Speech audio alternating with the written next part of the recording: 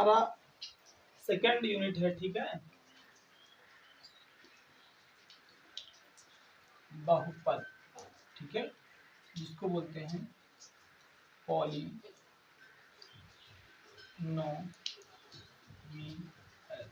ठीक है। आइए देखते हैं इसको हम कैसे, आप लोग पहले आपको इसका इंट्रो करवाते हैं, ठीक है, आपसे कि बहुपद होता क्या है, बहुपद होता क्या है, आपको बताते हैं बहुपद क्या होता है, ठीक है। इस चीज को आप लोग समझिए। पहले बहुपद की परिभाषा देखिए क्या होती है। बहुपद ऐसे बीजीय व्यंजक, ऐसे बीजीय व्यंजक जिनमें चर राशियां केवल ऋणोत्तर पूर्णांक, ऋणोत्तर पूर्णांक का मतलब धनात्मक तथा शून्य घात के रूप में हो, क्या कहलाएगा, बहुपद कहलाते हैं। इसकी ये परिभाषा है, ठीक है। जैसे कि आप लोग देख सकते हैं हमारा ये एक बहुपद है, ठीक है, क्या है, ये बहुपद है, इसको हम लोग बहुपद कहेंगे, ठीक है। ये एग्जाम्पल है बहुपद का। अब यहाँ पे आप देखिए बहुपद के जो रूप होते हैं तो दो तीन जैसे संख्याएं होती हैं कि बहुपद कैसे कैसे हो सकते हैं। तो ये तो हो गया हमारा पूर्णांक के रूप में बहुपद, ठीक है। परिमेय संख्याओं के रूप में बहुपद हो सकता है, जैसे आप इधर देख लीजिए 7/2x², ठीक है, 9/5x, और ये ऐसे करके भी हो सकता है, जो परिमेय संख्याओं के रूप में हो, या फिर क्या हो सकता है, या वास्तविक संख्याओं के रूप में भी हो सकता है। इधर देख लीजिए √x², ठीक है, 6x और 5। अब यहां से देख लीजिए तो ये हमारा हो गया पूर्णांक के रूप में, ये हो गया परिमेय संख्याओं के रूप में, और ये वास्तविक संख्याओं के रूप में हो गया, ठीक है। इस प्रकार हम बहुपद को पहचानेंगे कि बहुपद होता क्या है, ठीक है। वे देखिए, वे राशियां, देखिए चर राशियां जिनकी घातें क्या होनी चाहिए, धनात्मक या फिर क्या हो, शून्य, इससे कम नहीं होनी चाहिए। यदि हम माइनस में जाएंगे तो हमारा ये समीकरण होगा, ये बहुपद नहीं कहलाएगा, समझ रहे हो। ये इक्वेशंस जो हैं वो बहुपद नहीं कहलाएंगी।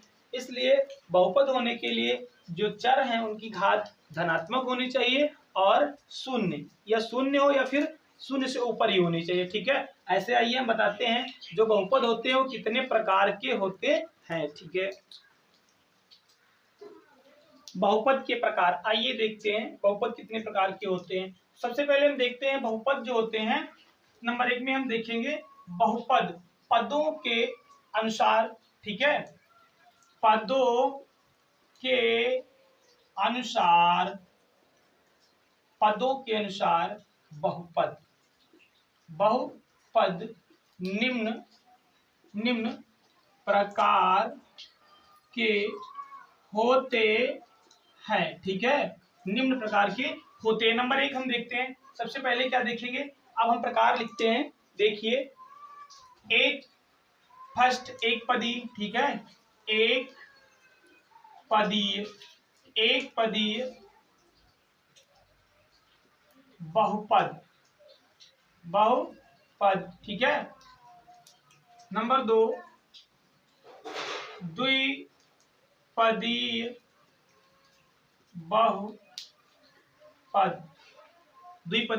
बहुपद, ठीक है। और नंबर 3 देखिए त्रिपदीय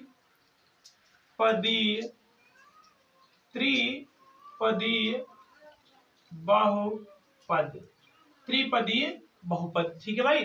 और नंबर 4 देखिए शून्य पदीय, क्या, शून्य पदीय बहुपद, इसको आप लोग देख लीजिए। तो आपको इसकी परिभाषा और सब कुछ मैं बता रहा हूं, ठीक है। एक पदीय बहुपद क्या होता है, वे बहुपद जिनमें केवल एक ही पद होता है उसे हम क्या कहेंगे, एक पदीय बहुपद। जैसे आप लोग देख लीजिए, इसको आप लिखना चाहें तो लिख देंगे, अभी आपको दिखा देंगे, पूरा लिख लेना। जैसे उदाहरण के तौर पर क्या रखेंगे, देखिए कैसे रहेगा, x², ये 2x², इसका ये उदाहरण है। ऐसे कर लीजिए 3y², या 4x³ ये ऐसे एक पदीय बहुपद है। ठीक है, क्या है? एक पदीय बहुपद। द्विपदीय बहुपद क्या होते हैं? वे बहुपद जिनमें केवल दो ही पद होते हैं उन्हें कहते हैं द्विपदीय बहुपद। जैसे आप लोग इधर देखिए 4x² + 5, ठीक है, और 5x³ 6x, ठीक है, ये हमारे क्या हैं? ये द्विपदीय। देखिए एक और दो ही पद हैं, इसे कहेंगे द्विपदीय बहुपद। ठीक है, अगला देखिए त्रिपदीय बहुपद। त्रिपदीय बहुपद क्या होता है? जिसमें केवल तीन पद होते हैं, x², 5x + 6, ये हमारा क्या है? त्रिपदीय बहुपद। या इधर देख लीजिए x³ x² x करके भी हो सकता है, ठीक है, x³ और ये ऐसे और 7, ठीक है, ये सब होते हैं। ये क्या होते हैं? 1 2 3, 1 2 3 त्रिपदीय बहुपद। शून्य पदीय बहुपद क्या होते हैं? शून्य पदीय बहुपद वे बहुपद होते हैं जिनका क्या शून्य पद होता है। क्या होता है? शून्य पद होता है, उन्हें कहेंगे शून्य पदीय बहुपद। ठीक है, आप लोग इस चीज को देख लीजिए, अभी आपको इसके नोट्स भी लिखवाए दे रहे हैं। ठीक है, इसको आप लोग याद कर लीजिए, इसमें से बहुत अच्छे से आपको ये सब समझ में आ जाएगा। ठीक है, आसानी से समझ में आएगा। बी देखिए, बहुपद के प्रकार लेकिन घातों के अनुसार। किसके अनुसार? घातों के अनुसार। घातों के अनुसार बहुपद निम्न प्रकार के होते हैं। निम्न प्रकार के होते हैं, आइए देखते हैं। सबसे पहले हम देख लेते हैं नंबर 1। आप यहाँ पे देखिए क्या होता है। बहुपद हम बताए थे कितने प्रकार के होते हैं घात के आधार पर। ये देखिए सबसे पहले रैखिक बहुपद। रैखिक बहुपद, ठीक है। नंबर 2, यहां से देखिए द्विघात बहुपद। नंबर 3, त्रिघात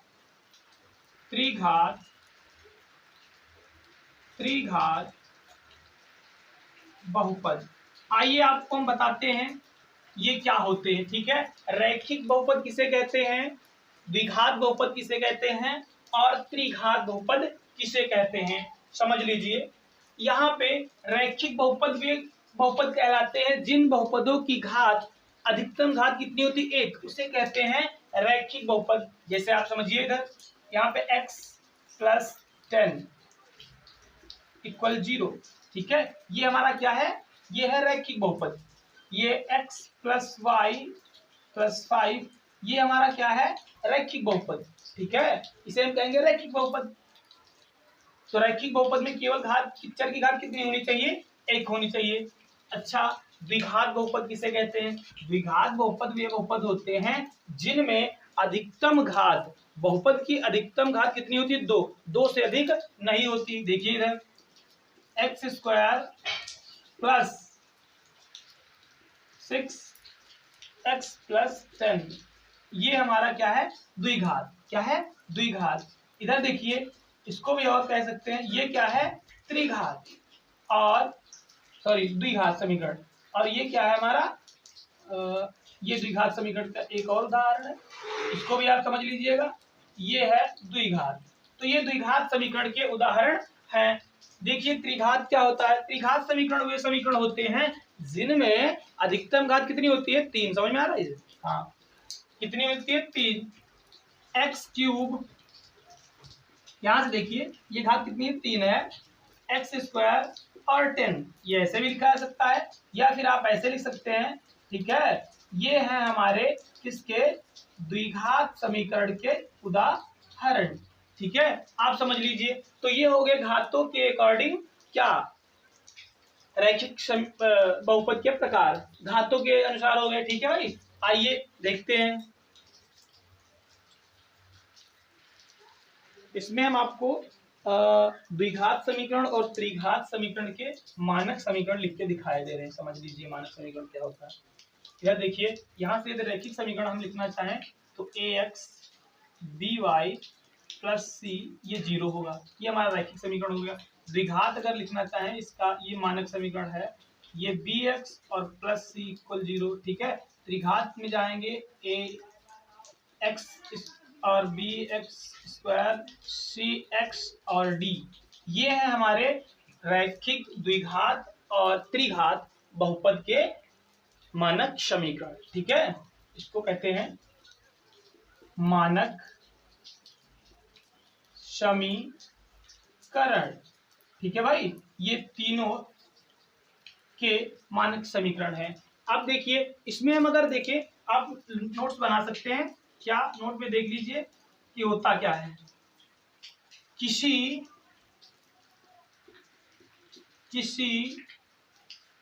बहुपद के चर की सबसे बड़ी घात को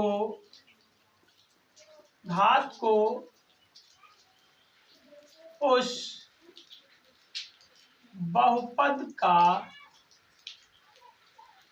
बहुपद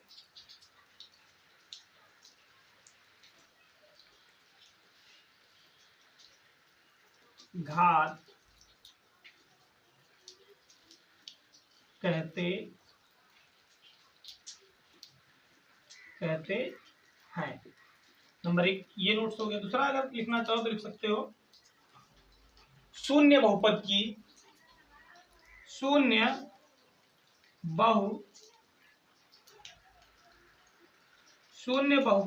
की कोई घात नहीं होती है, ठीक है। आप इसको लिख लीजिए, शून्य बहुपद की कोई घात नहीं होती है। अब हम आपको पढ़ाएंगे प्रश्नावली 2.1। प्रश्नावली 2.1 ये पढ़ाएंगे, ठीक है। इसमें हमें क्या बताना है, इसमें हमें शून्यांक ज्ञात करना है। क्या ज्ञात करना है? ग्राफ के माध्यम से शून्यांकों को बताना है। आइए सवाल को पहले हम पढ़ते हैं। सवाल कहता क्या है? कह रहा है किसी बहुपद px के लिए, बहुपद जो है हमारा क्या है? px के लिए y बराबर px का ग्राफ नीचे आकृति में दिखाया गया है, ठीक है। प्रत्येक स्थिति में px के शून्यांकों की संख्या ज्ञात कीजिए। हमें शून्यांकों की संख्या ज्ञात करके बतानी है। आइए दोस्तों, आप लोग उदाहरण को अपने आप करते जाइए और एक्सरसाइज हम खुद करवा रहे हैं, लेकिन इंपॉर्टेंट भी होते हैं उदाहरण, ठीक है। अगर नहीं समझ में आते तो आप लोग कमेंट में बताइए, मैं उनको भी समझाऊंगा, ठीक है। तो आप लोगों को हम प्रश्नावली क्या पढ़ाएंगे? 2.1 पढ़ाने जा रहे हैं, ठीक है। तैयार हो जाइए। तो इसका पहला सवाल, दूसरा सवाल और तीसरा सवाल, 3 सवाल इसमें दिए गए हैं और हमें बताना है, इनके शून्यांकों की संख्या बतानी है। तो आइए हम बताते हैं कि इन पहले वाले के शून्यांकों की संख्या कितनी है। देखिए यहाँ पर हमारा ये क्या है, इसको बोलते हैं एक्स अक्ष और इसको बोलते हैं वाई अक्ष। क्या बोलते हैं? वाई अक्ष। देखिए इसमें जो भी एक्स अक्ष और वाई अक्ष के अतिरिक्त कोई भी एक्स्ट्रा लाइन जो होगी, वो एक्स अक्ष को जितनी बार काटेगी, जितनी बार प्रतिच्छेद करेगी, उसके उतने ही शून्यांक होंगे।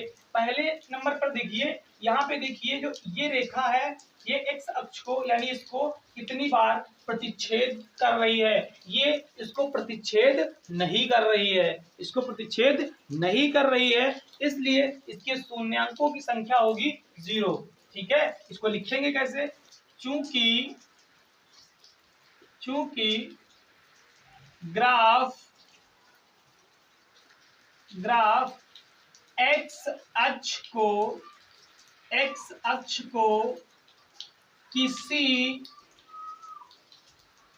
किसी भी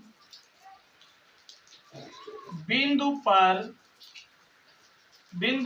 पर प्रतिच्छेद प्रतिच्छेद, प्रतिच्छेद मीन्स क्या होता है? काटना, ठीक है, काटना। प्रतिच्छेद नहीं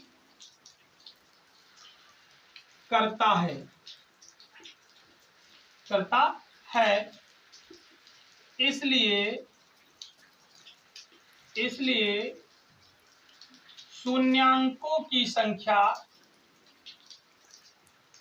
शून्यांकों की संख्या कितनी होगी? शून्य होगी। कितनी होगी? शून्य होगी।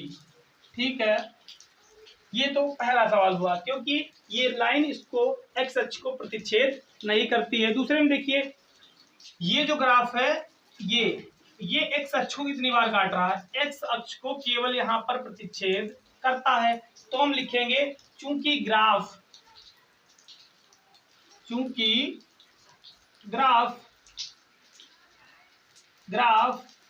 एक्स अक्ष को केवल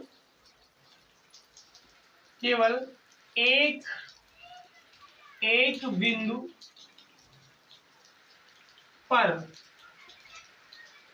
प्रतिच्छेद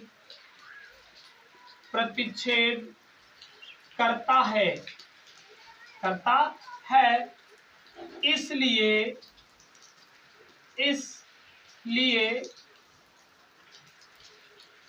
शून्यकों की